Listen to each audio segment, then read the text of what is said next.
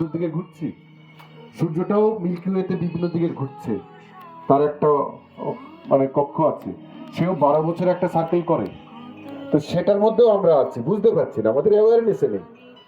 তো আনন্দও সেরকম রাখা আছে, আমাদের অ্যাওয়ারনেসে নেই। আজকে আমরা কিছু কোশ্চেন আনসারের মধ্য দিয়ে আমি সবার কাছ থেকে জানতে চাইবো। বই কিন্তু আগের থেকে কেউ পড়বো না, এটা মনে রাখতে হবে। যেটুকু করানো হচ্ছে সেটুকুই করব। What stops us from moving forward? আমাদের আগে এগিয়ে যেতে কোন জিনিসটা সব থেকে বেশি আটকে দেয়?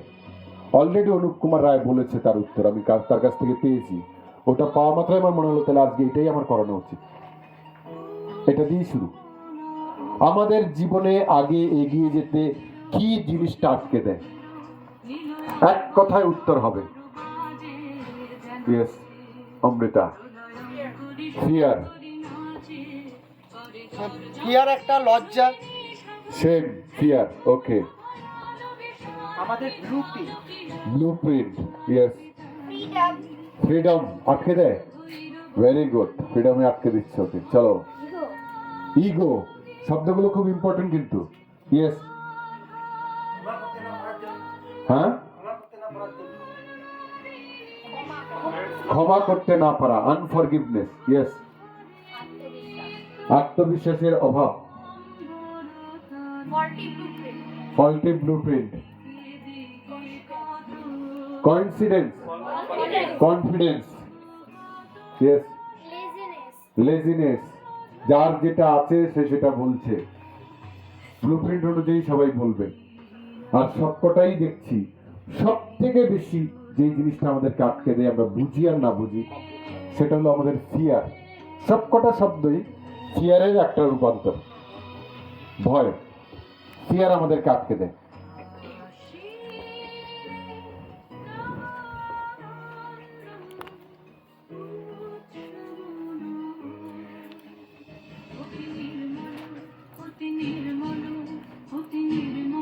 আর আমাদের জীবনকে নিয়ন্ত্রণ করে, তার মান নির্ধারণ করে, পেজ নাম্বার 7-এ আছে যে জিনিসটা, সেটা হলো আমাদের ইমোশন।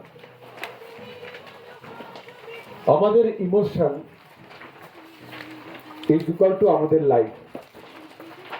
একটা ঘটনা ঘটবে, যে কোনো ঘটনা, ভালো মন্দ যেটাই আমরা ট্যাগ দিই, ঘটনা একটা ঘটে গেল, সেটাকে আমরা যে মিনিংটা দেবো সেটাই আমাদের জন্য প্রযোজ্য। যেরকম আমি একটু আগে জিজ্ঞেস করলাম আমাদের কি আটকে দেয়, এক একজন এক একটা বললাম, ওটাই আমাদের জন্য প্রযোজ্য। একাডেমিক লার্নিং এর মতো সবার জন্য একই সংজ্ঞা নয় এখানে। আমরা প্রত্যেকটা মানুষ আলাদা, প্রত্যেকের ভাবনা চিন্তা আলাদা, কিন্তু কিছু জিনিস একদম কমন আছে। যেরকম ফিজিক্যালি আমরা এক, এক মানে আমার চোখ দেখার কাজ করে, সবার চোখ দেখার কাজ করে, আমার কান শোনার কাজ করে, সবার কান শোনার কাজ করে। একই ডাক্তার সারা পৃথিবীর যে কোনো মানুষের কানের ডাক্তার কানের রোগ সারাতে পারবে যদি সে জানে, চোখের রোগ সারাতে পারবে। ব্যক্তি বিশেষে আলাদা আলাদা ডাক্তার দরকার নেই, চোখের নিয়ম এক। সমস্ত ডাক্তাররা যারা চোখের, তারা চোখ নিয়ে চর্চা করতে পারবে। আমার চোখের যদি মেগাপিক্সেল 150 থাকে, কারণ 1500 হবে না। এক জিনিস নিয়ে আমরা আসি, ফিজিক্যালি আমরা এক, ফিজিওলজিক্যালি, সাইকোলজিক্যালিও আমরা এক।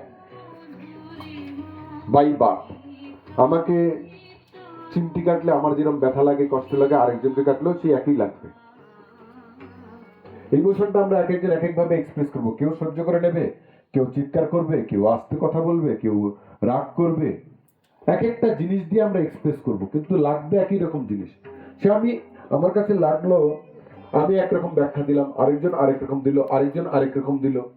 এর মানে এই নয় যে সে ভুল আমি ঠিক, আমি ভুল ও ঠিক। তার মানে এখানে যে কোশ্চেন আনসার গুলো হবে, একজনের উত্তর কিন্তু আমার না, কিন্তু ও আমাকে হেল্প করবে আমারটা খুঁজে বার করতে।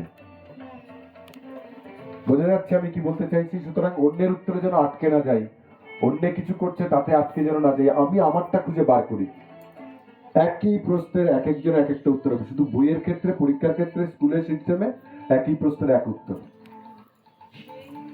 আর এখানে প্রত্যেকের এক কোশ্চেনের এক একটা উত্তর, কিন্তু তার একটা ক্যাটাগরি আছে। যেরকম আগে যারা যারা যেটা বললাম, faulty blueprint is equal to fear, কনফিডেন্সের অভাব, ওটাও কারণ ফিয়ার। যে যেটা বললাম, রুটে গেলে ওটা হলো ফিয়ার। দ্বিতীয়টা হলো ইমোশন, আমাদের জীবনকে নিয়ন্ত্রিত করে। একটা ঘটনা ঘটলো, যে কোনো জিনিস ঘটলো, আমি এখানে উদাহরণ দিয়েছিলাম যে একজন মহিলা কিছু ডাল চাল নিয়ে যাচ্ছিলেন, পড়ে গেছে বাসের মধ্যে। এক একজন এক একটা কিন্তু ইমোশন দিয়েছে। এটা বুঝতে হবে, একই ঘটনায় আমার মতো করে সবাই ইমোশন দেবে না।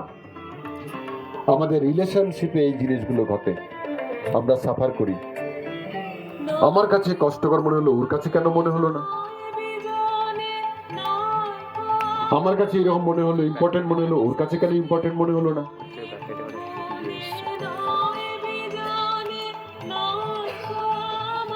তো আজকে আমরা রিলেশনশিপের গভীরে ঢুকবো, তার আগে আমি নিজেদেরকে জানবো। আমরা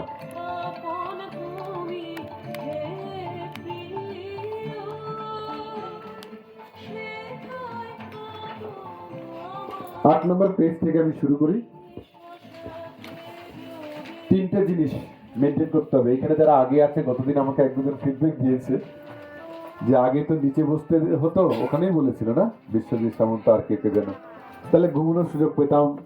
একদম তোষক পোষক এক একজন দুটো তিনটে তোষক নিয়ে, দুটো তিনটে বিছানা নিজেদের জিনিস আনা নিয়ে একদম পুরো জাঁকিয়ে বসতো। কেউ কেউ আবার খুঁটির মধ্যে সেট করে নিত, ঘুমোতো